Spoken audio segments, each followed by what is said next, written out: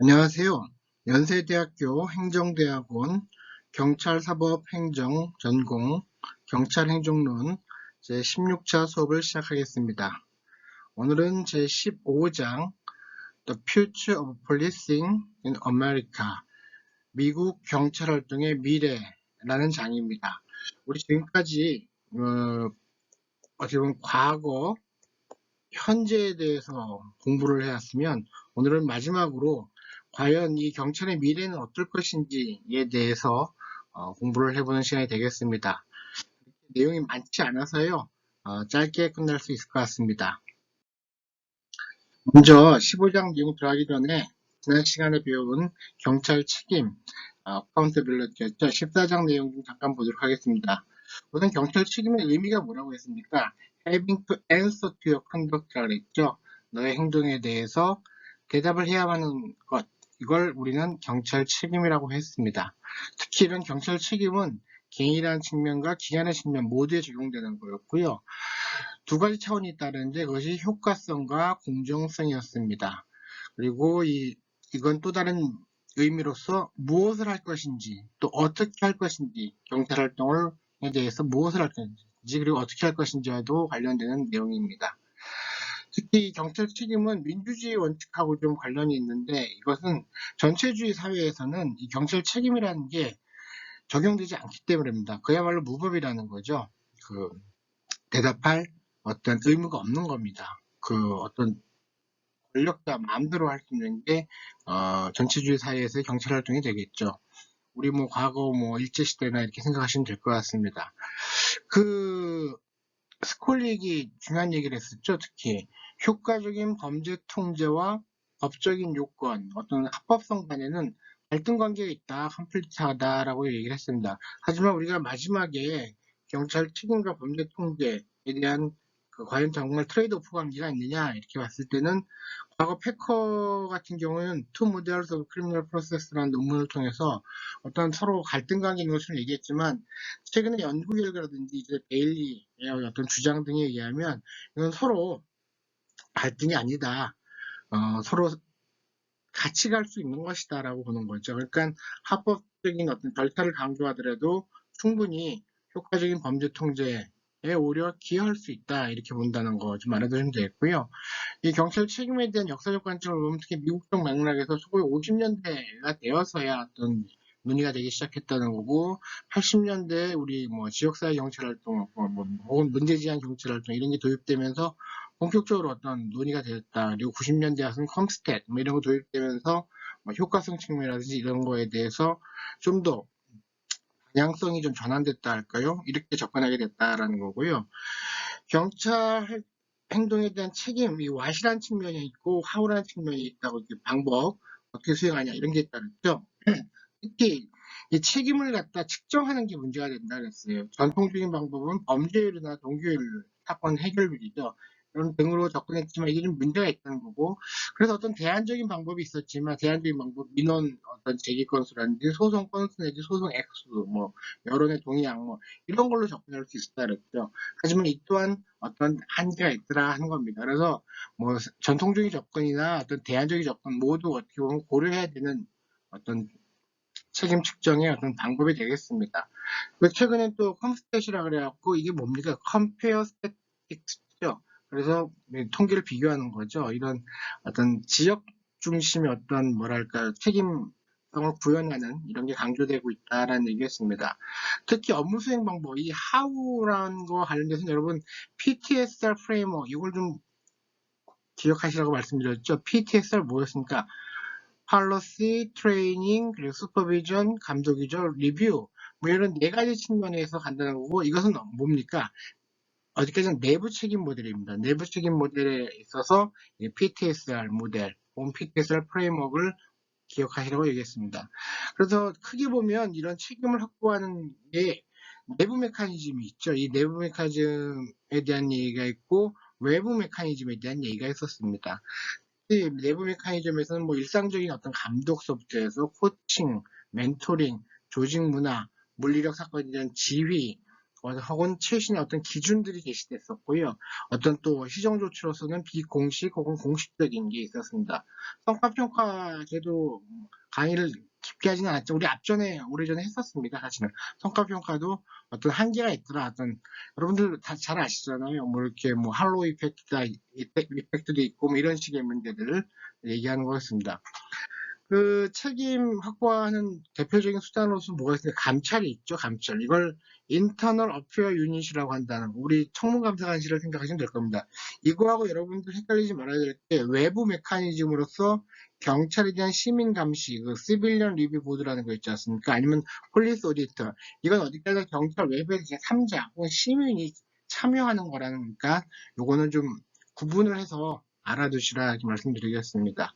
그래서 이 감찰에서 어떤 징계가 문제가 되겠죠. 그래서 또 우리 양형과 유사하게 어떤 징계 수준은 어떻게 해야 되느냐라는 거였고, 일단 징계 조치의 어떤 개방성과 투명성, 특히 미국 같은 경우에는 노조에 의해서 일단 징계 조치가 매우 폐쇄적으로 이루어지고 결과도 공개 안 된다는 걸 알 수 있었습니다. 그리고 민원조사에 대한 기준이라든지 이런 징계 결정의 어떤 기록들이 어떤 그 인사 어떤 행정에서 사용되느냐를 미국은 그게 좀 잘 안 되고 있었다는 얘기였고요. 침묵의 코드 때문에 또한 어렵더라. 이건 경찰 문화적 측면이죠. 특히 우리 기억해야 될 게 여러분 독일의 시스템입니다. EIS라고 했죠. Early Intervention System이라고 했습니다. 이 조기개입 시스템은 어떻게 보면 인사행정적인 접근이에요. 그래서 어떤 문제 있는 경찰관을 독에 발견해서 코치하고 훈련시키고 그냥 독에 개입을 해서 문제가 악화되기 전에 어떤 미리 좀 예방을 해보자라는 거였습니다. 그래서 뭐 주로 성과 지표가 어떤 게 있느냐 했을 때 예를 들면 우리 심지어 뭐 병가 같은 것도 이용하고 한댔었죠. 뭐 20개 내지 뭐 적게는 5개 뭐 이렇게 어떤 성과 지표를 가지고서 어떤 시스템적으로 접근한다 이런 얘기였습니다. 그걸 통해서 내부 책임을 달성한다는 거였고요. 특히 칼리아라는 기관 이게 NGO입니다. 일종의 그 비영리 기관이고요. 그 미국의 어떤 특유한 제도일 수 있습니다. 우리처럼 우리 특히 국가경찰제 하에서 어떤 경찰청 본청석도 쭉 이렇게 평가를 하잖아요. 이런 거와 달리 이런 시스템이 없다 보니까 칼리아 같은 기관에 의한 인증 제도가 많이 되어 있다는 거죠. 어크레디테이션이라는. 근데 인증의 어떤 장단점이 뭐였습니까? 가장 큰 장점은 자발성이었지만 그게 또 가장 큰 단점이었죠. 어떤 강제를 하지 못한다는 거라는 이런 문제 기억해 두시기 바랍니다. 다음에 책임의 외부 메커니즘 우리 봤었는데 물론 정치 과정을 통해서 의회라든지 혹은 시장, 뭐 주지사 이런 사람이 어떤 통제가 있어 가능할 겁니다. 특히 우리가 강조했던 게 법원의 어떤 통제였죠. 미국에서는 자치경찰제하에서 어떤 중요한 연방법원의 판례 등에 의해서 경찰 책임의 어떤 외부 메커니즘으로서 작동하는 걸 보았습니다. 특히 연방 법무부가 하는 것 중에 뭐가 있습니까? Pattern of Practice Suit라고 그랬죠. 그 패턴 관행 소송이라는 게 있었습니다. 연방의 연방의 연방 법무부가 어떻게 소송을 거는 겁니다. 일종의 민사소송 형식으로 지금 행정소송이 되겠네요. 그 기관에 대해서 너희 이런 나쁜 관행 혹은 나쁜 경찰로서의 나쁜 패턴이 있다. 그래서 이걸 개선해라. 이런 합의서를 나오게 되고 합의서에 대해서는 어떻게 합니까? 법원에서 그 감사관, 그 모니터 요원이죠. 모니터 요원을 파견해서 그걸 관찰하고 평가하고 뭐 이런 식의 어떤 절차가 있다그랬습니다. 아주 중요한 수단 중에 하나가 연방 패턴 관행 소송이라는 거 여러분 알았고요. 그거에 좀 대안적인 게 좀 소프트한 게 협력적 개혁팀 접근법이라 해서 어떤 인센티브를 제공하는 제도가 있었습니다. 그 다음 어떤 명령 제도가 있었고요. 인정치라는 명령 제도가 있었고요. 형사 기소는 뭐였습니까? 어떤 지방 검사에 의한 기소가 많이 좀 어렵다는 거죠. 경찰이랑 아무리 가깝다 보니까 주검사나 더 나아가서 연방검사에 의한 경찰에 대한 형사기소 이것이 강화됐다는 거고요. 블루리본위원회는 각종 시민위원회죠. 이것도. 그래서 어떤 큰 스캔들이나 사건이 있을 때 이런 위원회들을 만들어서 개입을 하는 이런 조치들이 있었습니다. 디지털 혁명과 경찰 책임 봤어 어렵지 않았고요. 경찰 책임 메커니즘에서 또한 언론이 있었다 했습니다. 언론도 장단점이 있었다고 한 거 여러분 쉽게 이해하실 겁니다. 여튼 경찰 책임과 범죄 통제, 이게 좀 말씀드렸듯이 트레이드 오프 관계냐라고 했을 때 최근에 와서는 그렇지 않다라고 보는 게 맞았고요. 결론적으로 이런 경찰 책임을 확보하기 위해서는 혼합적인 믹스드 어프로치가 필요하다는 거고, 거기에는 인터널 어프로치, 지금까지 얘기한 익스터널 어프로치, 이런 두 가지의 메커니즘이 같이 가야 된다라는 거 잘 기억하시기 바랍니다. 몇 가지 퀴즈를 좀 풀어보겠습니다. 그렇게 어렵지 않고요. 첫 번째 퀴즈 볼까요? The author of this classic work, Justice Without Trial, 책 이름이죠. 그 재판 없는 정의라는 책 누구였습니까? 우리 이거 좀 전에 본 스콜릭이 저서였죠.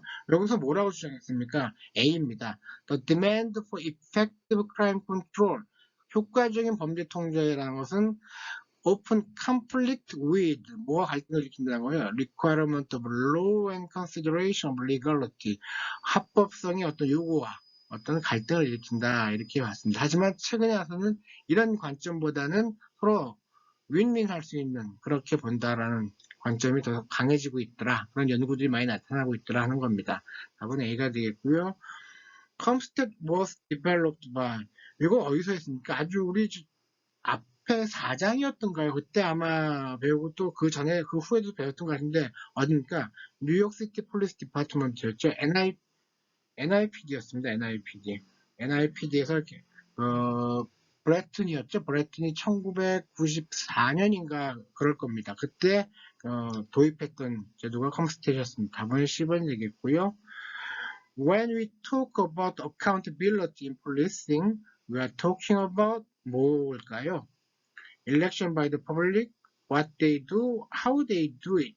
이거야 되겠네요. what과 how의 문제라는 거. 여러분, 경찰이 무엇을 하는지, 그리고 경찰이 어떻게 하는지에 대해서 얘기하는 것이다 라는 겁니다. 다음, a data-based management tool, 자료에 근거한 관리 툴이다라는 거고, designed to identify officers whose performance exhibit problems and then to provide intervention, usually counseling or training to correct those performance problems is called 뭡니까? 조기 개입 시스템이죠. Early Intervention System, EIS라고 했습니다. EIS 기억하시기 바랍니다. Which organization is responsible for accrediting law enforcement department라고 했습니다. 어디였습니까? 이 인가를 하는 칼리아였죠. D번이었습니다. 칼리아라는 기관, 비영리 기관이라고 했습니다. 정부 기관이 아닙니다. Herbert Packer wrote about two models of criminal justice. They were called 뭐였죠? 두 가지였죠. 형사 절차에서 두 가지가 있다고 그랬죠. 그 프로세스와 크라임 컨트롤 모델이었습니다.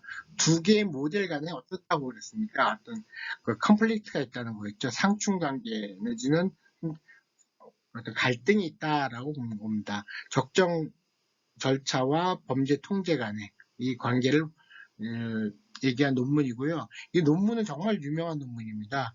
제가 다른 수업 시간에서 다루기도 했던 논문이기도 하고요. 여러분들 공부를 좀 깊이 하시려면 이런 논문도 꼭 읽어보시기 바랍니다.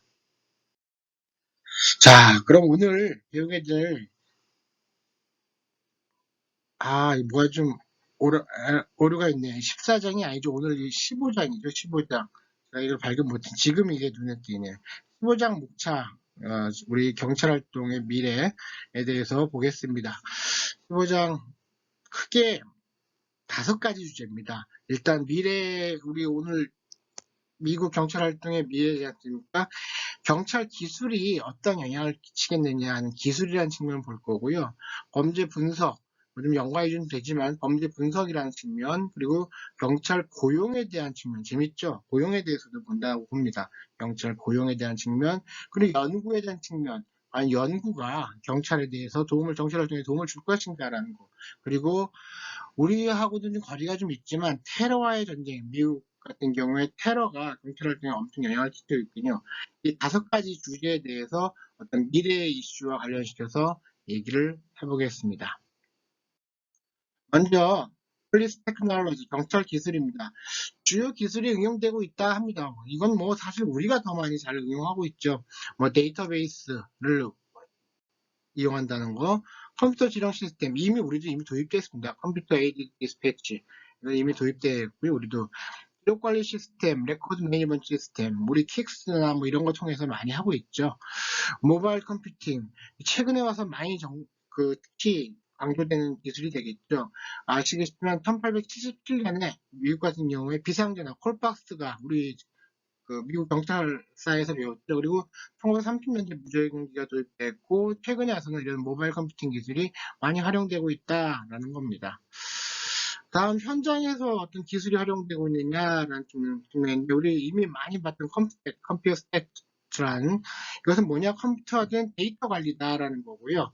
이걸 이용해서 범죄와 무질서에 대한 정보를 지역별로 제공해서 어떤 지역의 책임성을 높이는 거였죠. 그래서 경찰 지휘관들이 뭐 매주 혹은 매월 만나서 데이터를 토론한다라는 건데 실시간으로 어떤 범죄 데이터를 분석해서 대응한다라는 그런 컴스탯, 우리 NIPD에서 도입했던 제도고요. 처음에 그다음 불기의 시스템 이미 배웠습니다. EIS라는 거고 이것은 일종의 인사기록 관리를 적용한 거다라는 것이고 뭐 많은 18개에서 20개의 성과지표는 많은 거죠. 뭐 아주 작은 데는 5개 정도만 지표 적용하기도 한다 이렇게 얘기했습니다. 번호판 판독키, 라이센스 플레이트 리더 우리도 많이 이용하는 제도죠. 이 기술은 1990년대 영국군이 아일랜드 공화국 IRA 있지 않습니까? 이게 공격을 막기 위해서 처음 사용했다고 합니다. 이 번호판 판독기는 당연히 범죄 분석이라든지 정보 그리고 한 리스트, 얼러드는 한 리스트라고 합니다. 한 리스트라고 하면 뭐냐면 경찰 기관이 번호판 판독기를 사용하여 관심 있는 사람이나 법집행 위협이 있는 사람에 대해서 소유한 차량을 식별하는 목록이다. 그러니까 위험한 사람들이 모는 어떤 자동차 리스트 뭐 이렇게 보면 됩니다. 그걸 한 리스트라고 얘기합니다. 이런 번호판 판독기는 개인 추적에 당연히 사용할 것이고요. 그리고 그 전에 어떤 발견되지 않았던 범죄를 식별하는 수단으로 사용할 수도 있습니다. 당연히 수익을 창출할 수도 있습니다. 를 받는 차라든지 뭐 이런 거 우리가 식별할 수 있겠죠. 그 다음 기술은 바디캠이에요. 여러분 우리도 이제 좀 도입이 이제 좀 많이 좀 되려고 하는 상황이 있죠. 오피스온 바디캠이라는 바디캠이 있습니다. 이 바디캠은 기본적으로 중요한 사건 기록을 보존함으로써 분쟁 해결과 어떤 지역사회의 신뢰 구축에 활용될 수 있다는 겁니다. 경찰의 책임성과 범죄에 대한 경찰의 대응이 향상돼야 한다는 거고요. 캘리포니아 리알토라는 곳에서 바디캠 시행 전과 후를 한번 비교해봤대요. 그랬지만 어떤 시민 민원이 28건이었는데 그 이전 시행 전에는 바디캠이 배포된 다음부터는 3건으로 아주 많이 감소하였다라는 실증 연구가 있습니다. 다음 또 요즘 많이 이용하는 게 소셜 미디어입니다. 우리 같은 경우 소셜 미디어를 홍보 수단으로만 보고 있는데 그렇지 않다는 거죠. 2013년 보스턴 마라톤 폭탄 테러 후에 어떻다는 겁니까? 이 정보를 실시간으로 제공하고 용의자를 특정하는 데도 활용했다는 겁니다. 그러니까 많은 제보가 들어왔겠죠. 그래서 이런 것들이 이런 기술들이 어떤 책임성을 높이는데 역할을 한다라는 겁니다. 이거 사실 다른 내용인데 붙어 있네요. 다음 계속해서 좀 보겠는데 경찰 정보기술의 미래입니다. 경찰 정보기술의 미래와 관련돼서는 요 얘기가 되고 있어요. 책에서 National Crime Information Center, FBI에서 국가범죄정보센터를 운영하고 있다는 겁니다. 특히 테러 이후에 9.11 테러 이후에 이게 좀 많이 강화되고 있고요. 이러려면 어떻습니까? 이런 국가정보센터가 이렇게 활발하게 어떤 활동을 하기 위해서는 각 지역에 있는 정보들이 이렇게 막 수집이 돼야 될 거 아니겠습니까? 근데 이런 수집에 대한 어떤 보상이 어렵기 때문에 정보 공유가 이렇게 쉽지는 않다는 겁니다. 우리처럼 어떤 국가경찰 체제하, 어떤 집권화된 체제하에서는 이런 정보가 좀 잘 수집되는다고 볼 수 있겠지만 미국처럼 분과된 시스템에서는 이런 어떤 국가적 차원의 정보 수집이 쉽지 않다라는 겁니다. 사실 들리는 말에 의하면 어떻습니까? 그래서 사적인 정보를 좀 불법적으로 좀 많이 수집하는 게 좀 보고가 되거나 혹은 그 주장이 되고 있죠. 그렇게 좀 보시고요. 기술적으로 진보된 무기라는 겁니다. 뭐 우리 권총 외에 그 이제 새로운 거 총 우리 요즘 많이 얘기하는 테이저건이 있죠. 테이저라는 얘기는 사실 회사 이름입니다. 토마스 A 스위프트 일렉트릭 라이플이라는 회사의 이름을 그냥 우리가 테이저라고 해서 테이저건 하는 거고요. 이 테이저건 같은 경우에는 효과성 있는 게 뭐냐면 피의자의 부상이 통계를 내보니까 부상이 9% 되고 경찰관 부상은 이 테이저건 이용해서 2% 정도밖에 안 된다고 합니다. 권총을 사용할 경우에는 어떻다는 거예요. 피의자 부상이 33%, 그리고 경찰관 부상도 9%였는데 이런 어떤 양자의 어떤 부상을 다 낮췄다, 상당히 안전하다 이렇게 얘기를 하고 있습니다. 그럼에도 불구하고 2015년 미국 내부 보고서에 의하면 미국에서 일주일에 1명 정도가 테이저건 관련 사고로 사망하고 있다 이렇게 전해지고 있습니다. 다음은 이제 기술 내 범죄 분석입니다.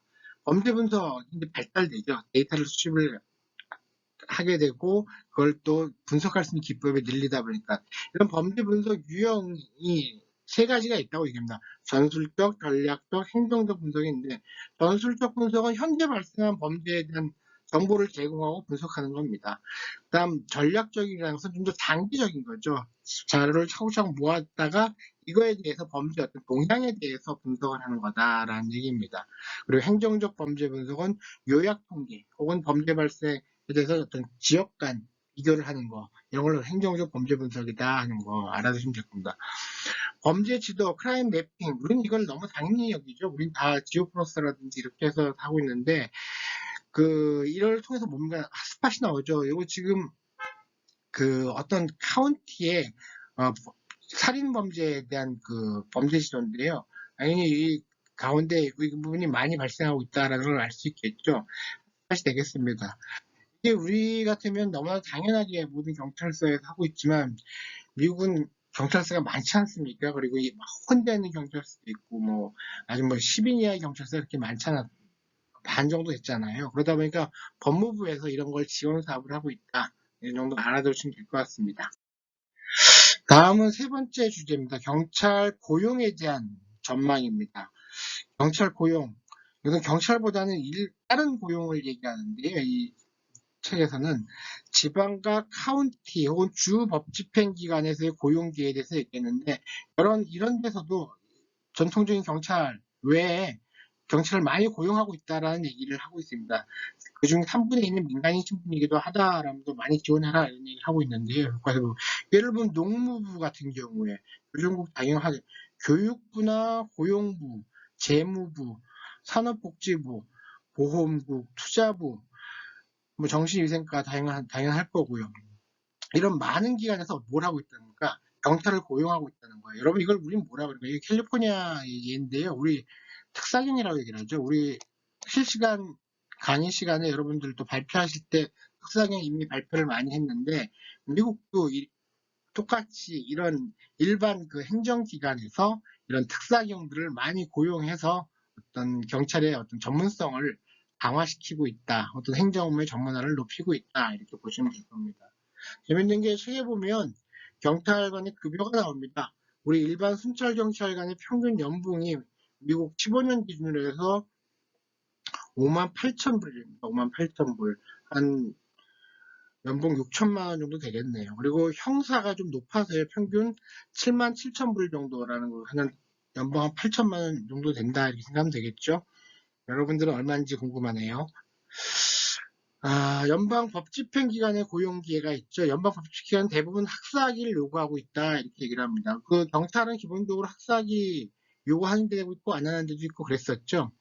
연방 공무원이 고용된 상위 5개 지역을 봤는데 캘리포니아가 가장 많고 그 다음에 텍사스, 뉴욕 이런 순으로 되어 있다라는 거 아시면 될 겁니다. 이런 연방기관의 급여가 있는데 연방기관은 제너럴 스케줄이라는 게 있죠. 여러분 GS1서부터 GS15까지 15개 등급이 있습니다. 그리고 나서 각 등급별로 10단계의 급여 또 계단이 있다 이렇게 보시면 되겠습니다. 예를 들어 FBI 요원 같은 경우에는 근무지에 따라 차이 좀 있지만 대략 6만 6만 불 정도라고 할까요? 그리고 초임이 그렇다는 겁니다. 초임이. 그래서 한 초봉이 한 6천만 원 된다라는 거고요. 관리직으로 승진하는 요원이라도 몇 년 후에는 14만 5천 불, 대략 1억 5천 정도의 연봉을 받는다 얘기를 하고 있습니다. 상당히 높죠? 저도 이 통계 보고 야, 이렇게 많이 받나 싶었습니다. 사실 이 액수면 미국에 있는 그 교수들 월급보다 많거든요. 그냥 적지 않네요. 다음은 경찰 연구에 대한 얘기를 해봤어요. 경찰 연구의 미래인데요. 여러분 그 공부하시면서 좀 느낀 거 없었습니까? 이상하게 1960년대 연구가 많이, 60년대 이후 연구가 많이 언급이 됐죠. 이때를 리서치 레볼루션이라서 연구 혁명이 일어났다고 봅니다. 이 당시에 어떤 그 경찰과 시민사회 관계에 어떤 뭐 폭동이라든지 큰 문제들이 많았잖아요. 그러면 이 문제를 해결해서 연구에 많은 재원을 투자하기 시작합니다. 그래서 이때 1960년대 이 이후를 우리는 리서치 리볼루션이라고 얘기를 합니다. 당연히 이런 연구에 대해서는 많은 자금이 투자해야 되고요. 그 많은 자금은 연방 정부에서 나오긴 하지만 이 그 포드 재단 같은 민간 재단에서 지원이 되고 있다는 겁니다. 그렇다면 이런 연구들이 과연 경찰에 도움이 되었는가? 그 답은 yes라는 겁니다. 하지만 그렇다고 이런 영향이 자동적이나 직접적인 건 아니다라는 겁니다. 뭐 시간이 좀 흐른 다음에 혹은 뭐좀 간접적인 방법으로 이렇게 기여를 하는 경우도 있다는 거고요. 심지어는 영향을 미치지 않는 뭐 좋지 않은 연구도 있다는 겁니다. 우리 대표적으로 우리 캔자스 예방술자 실험 봤었죠. 우리 뉴요크 도로순자 실험 이런 게 아주 돈이 많이 들어가는 실험입니다. 사실은. 자, 그리고 이런 연구들은 어떻습니까? 아주 큰 임팩트를 줬습니다. 그 다음 연구와 이 정치화 연구인데요. 여러분 사형제도의 그 유의미성이라든지 총기 소지법이 범죄에 어떤 영향을 미치느냐는 거, 혹은 양형이 양형을 강화시킬 때 이걸 얘가 범죄를 억제하느냐 이런 거에 대해서는 사실 많은 논란이 있습니다. 이런 논란에 대해서는 어떤 총기 소지법 같은 경우는 어떻습니까? 범죄를 오히려 증가시킨다고 보는 측이 있고 오히려 범죄를 낮춘다, 예방할 수 있다 이렇게 보는 측도 있다는 거예요. 중요한 건 뭐냐면 이 둘 다 이 사형제도도 그렇고 양형도 그렇고 둘 다 이 세 가지 주제 모두 어떻다는 거예요. 반대 측, 찬성 측에 대해서 이쪽을 지원한 연구가 모두 있다는 거예요. 그러니까 그 펀드 자금을 반대 측에 지원하는 게 있고 찬성 측에 지원하는 거. 그러면 어떻게 나올 것 같습니까? 연구 결과. 반대쪽에 지원하는 결과, 그 연구는 반대의 결과가 나오고요. 찬성 측은 찬성의 연구 결과가 나옵니다. 이게 그래서 참 문제가 좀 있는 게 될 수 있습니다. 어떤 연구의 중립성이 아니라 자본의 논리에서 어떤 가는 경우. 그래서 여기 나오겠지만 이런 문제 때문에 NIJ라는 기관이 있습니다. 예, 이 NIJ가 제가 지금 몸담고 있는 KIC와 비슷한 기관입니다. National Institute of Justice라고 법무부 산하에 있는 기관이고요. 여기가 중립적으로 연구를 진행하고 있습니다. 여러분 아시겠지만 저희 연구원도 얼마 전에 KIC에서 KICJ로 바뀌었습니다. 한국형사정치연구원에서 한국형사법무정치연구원으로 바뀌었습니다. 크리미널러지 앤 저스티스로 이렇게 바뀌었다는 거 이 시간을 통해서 말씀드리겠고요.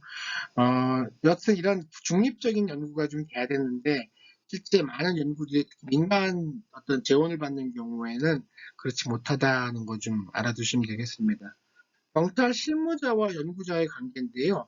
최근 미국 법무부죠. 연방법무부가 조사를 해봤대요. 이런 연구자와 간의 파트너십 실태를 조사해봤는데 기본적으로 대규모 기관의 약 50%가 지난 5년간 연구 파트너와 협력했더라라는 겁니다. 반면 소규모 기관은 25% 기관만이 어떤 연구를 발주했다는 거죠. 일종의 발주하거나 어떤 도움을 받거나 한 그런 게 되겠죠.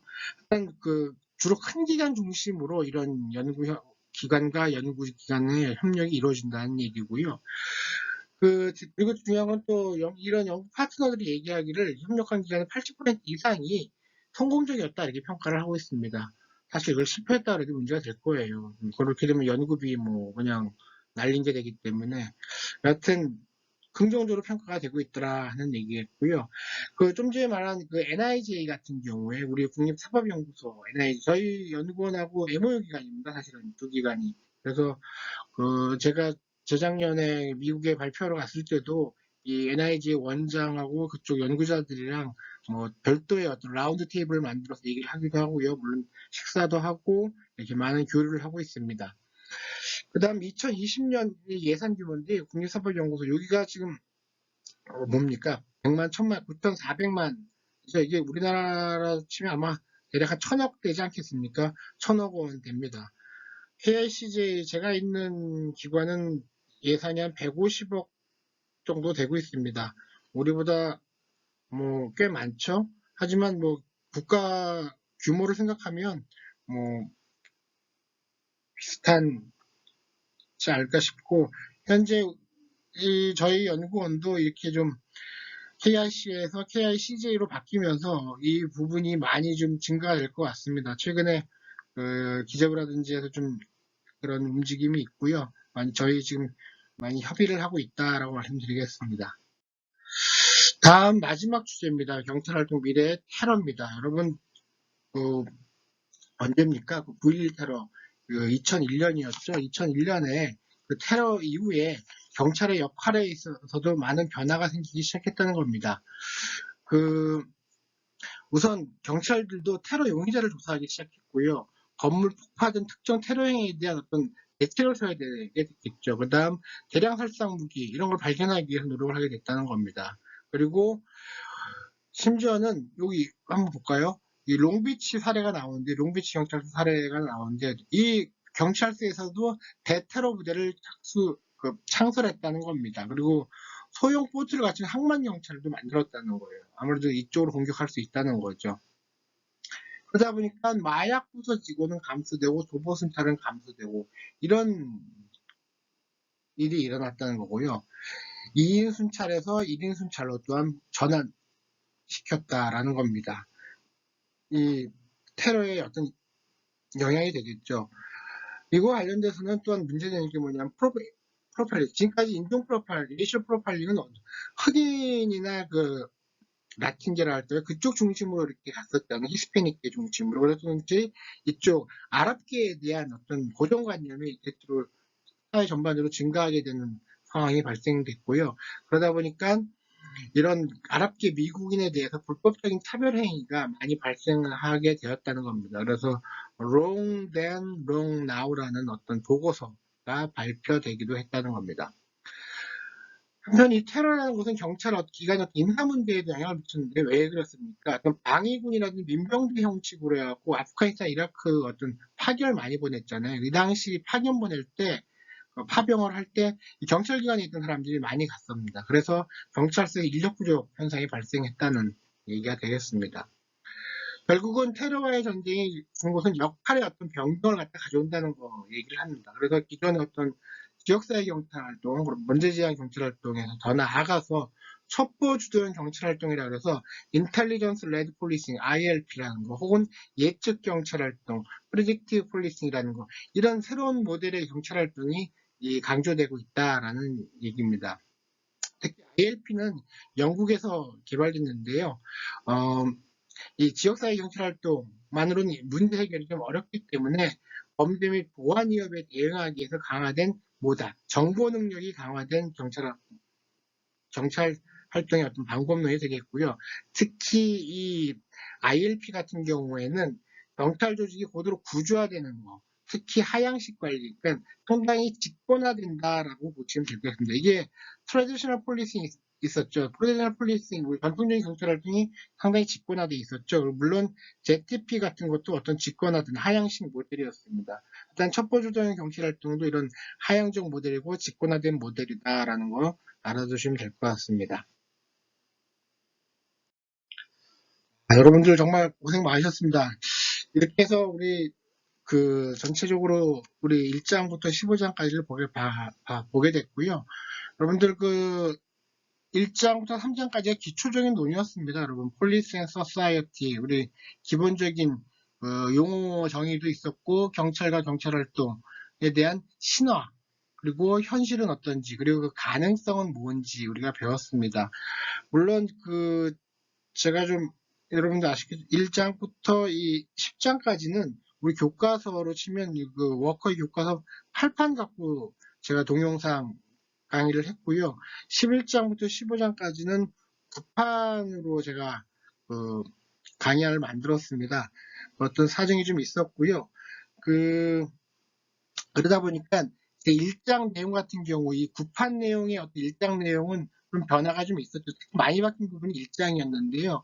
그 내용 중에 가장 많이 바뀐 부분이 뭐였습니까? 그 오바마 정부 때 생겼던 그 대통령 직속 그 위원회 있지 않습니까? 그 TF 있었죠. 그 TF에 대한 얘기가 그 국판에 대해 1장에서 많이 있었다. 많이 들어가 있었다는 거고, 그 내용은 저희가 실시간 강의를 할 때 여러분들한테 이미 소개해드린 바가 있습니다.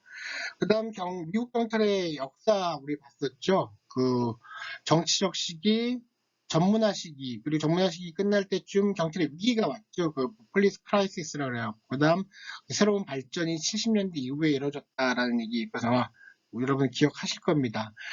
특히 이 미국 경찰의 역사와 관련해서는 우리 경찰의 역사와 한번 비교해 보시는 거 생각해 보라 그랬죠. 같은 식민지 시기를 겪은 공통점이 있고 정치적 시기를 또 비슷하게 겪었습니다. 시기는 다르지만 물론 그 다음 전문화 시기 이렇게 비슷한 맥락이 있다라는 거 알아두시라는 거였고요. 또한 컨템퍼리 로 인포스먼트 인더스트리라는 것은 산업적 관점에서 어떤 경찰의 어떤 전반적인 조직 이랄까요? 기관의 어떤 구성을 봤다는 거고, 미국 같으면 어땠습니까? 자치경찰이 있고, 지역경찰, 그리고 연방경찰이 있었고, 심지어는 민간 섹터도 있었다라는 얘기 우리 기억하실 거고요. 제2부는 오피서스 오거나이제이션이라고 했고, 경찰 조직, 그리고 폴리스 오피스, 경찰 인사 부분을 5, 6장에서 배웠었습니다. 그래서 입직서부터 시작해서 어떤 경력 발전, CD 기억나십니까? 커리어 디벨롭먼트라는 거, 이런 얘기까지 우리가 배웠습니다. 직무 만족, 뭐 이런 얘기 기억할 거고요. 제3부는 폴리스 워크였습니다. 폴리스 워크에서는 순찰, 그리고 피스키핑 앤 오더 메인터넌스, 질서 유지 업무들, 그리고 폴리스 앤 크라임, 이건 수사에 대한 얘기였습니다. 그 다음에 경찰 혁신에 대한 얘기였죠. 이건 이노베이션도 되고, 이건 제목이 좀 바뀌었습니다. 이것도 좀. 이건 지금 9판에 있는 제목이 어드밴스고요. 8판에서는 이노베이션이었는데, 내용은 거의 같습니다. 커뮤니티 폴리싱 얘기가 있었고요. POP 얘기 있었죠. 그다음 ZTP 얘기가 있었습니다. 이거에 대응되는 것이 트래디셔널 폴리싱이라는 거. 요거 아주 중요하니까 요 개념들을 잘 알아두시기 바랍니다. 그 다음 제4부에서는 Issues in Policing이라고 했고 경찰 활동 이슈를 경찰 재량이라는 측면, Legitimacy, 정당성이라는 측면, Corruption, 부패, 그리고 지난 시간에 배운 Accountability, 책임성이라는 측면에서 배웠습니다. 여러분 이 legitimacy하고 accountability는 같지는 않고요. 상당히 밀접한 연관이 있습니다. 기본적으로 legitimacy는 커뮤니티 릴레이션십, 폴리스 커뮤니티 릴레이션, PCR하고 관계 있다는 거죠. 레이셜 프로파일링과 관계 있는 어떤 문제였다는 거 기억하시면 될 겁니다. 그 다음 마지막 오늘 뭘 배웠습니까? Challenge for New Century 그래갖고 어떤 경찰 활동에 있어 미래 5가지 주제가 있다고 얘기 들었습니다. 뭐 기술, 범죄 분석, 그리고 경찰 연구, 그리고 테러리즘 뭐 이렇게 좀 우리가 좀 살펴보았습니다. 여러분 그 1장부터 15장까지 공부하시느라 정말 고생 많으셨습니다. 제가 첫 시간이었던가요? 얘기 드렸던 것 중에 하나 기억나십니까? 어떤 현상이 있는 문제, 현상, 그리고 어떤 이론. 우리가 지금 이론을 배웠죠. 또한 정책을 배웠습니다. 이 세 가지는 어떻다는 겁니다. 서로 영향을 주고 영향을 받고 있다는 거죠. 그래서 현상도 놓쳐서는 안 되고 이론도 놓쳐서는 안 되고 정책. 이 세 가지가 같이 가져야 된다는 거 여러분 공부하실 때 꼭 기억하시길 바라고요. 제가 이 동영상 강의를 통해서 여러분을 만나고 있는데 물론 실시간 강의를 통해서 어떤 댓글에 대해서 리뷰도 해주고 여러분들이 발표도 듣고 혹은 우리 한국적 맥락에 대해서 얘기를 많이 했는데요. 아무래도 그럼에도 불구하고 이 동영상 강의는 많은 한계가 있습니다. 그러니까 여러분들 꼭 교과서를 읽으시라는 얘기를, 교과서 읽으면 확실히 다르고요. 그 번역서를 읽어도 좋겠지만 번역서에서 나가서 원서를 뜻대로 참고하시면 또 다른 그 맛이 있다는 거 말씀드리겠고요. 여기서 여러분 한 단계 더 나가서 이 교과서에 보면 많은 참고문헌이 있지 않습니까? 이 참고문헌에서 나온 그 논문들을 꼭 찾아보시라. 그러니까 자기 관심 분야에 대해서 우리 여러분들 학위 논문 쓰실 때는 꼭 이런 참고문에서 출발을 하시라는 거 말씀드리겠습니다. 아마 이 미국 경찰 활동 보신 게 어떻게 보면 과연 뭐 큰 도움이 됐겠나 하는데 아마 우리 경찰 활동을 객관적으로 바라볼 수 있는 어떤 하나의 수단 내지 접근 방법이 되지 않았나 싶고요. 특히 저는 여러분들이 경찰 활동과 관련된 용어를 좀 많이 익숙해지지 않았겠나 이렇게 생각합니다. 그리고 여러 이슈들이 있었잖아요. 이슈들에 대해서 여러분들이 선별할 수 있는 그런 시간이 됐으리라고 생각합니다. 여하튼 여러분 1장부터 15장까지 다 봤네요. 여러분 수고 많으셨고요. 이 강의가 여러분들 공부의 끝이 아니라 시작이라는 거 당연히 아실 겁니다. 예, 그동안 감사했습니다. 감사합니다.